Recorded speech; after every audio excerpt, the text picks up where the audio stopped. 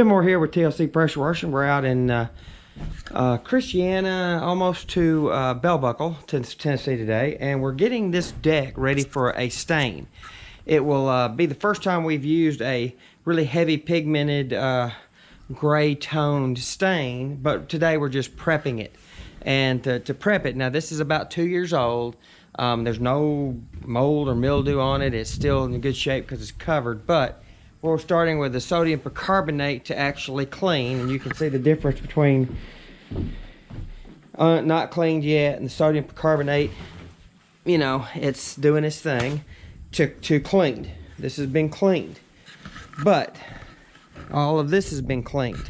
But that's not the only step. The very last step is for opening up the wood is to brighten, rebalance the wood from the percarbonate with an acid. So we got an acylic acid that's going to rebalance the wood, and it's going to cause it to pop bright. And I can show you right here where I sprayed.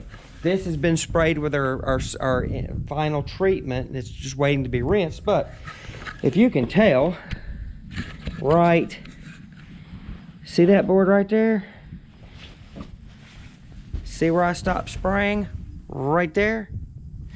And you can see where I sprayed over this way, and you can see where that right there, folks, is the difference between just cleaning and brightening. So even if I was just not going to be staining and I was just prepping it for them to stain, which happens, or they just wanted it cleaned, I would still be doing this final step to rebalance the wood, the pH of the wood, and to make it pop bright. When this will look like they just slapped it down when this gets done. And this is about 2 years old.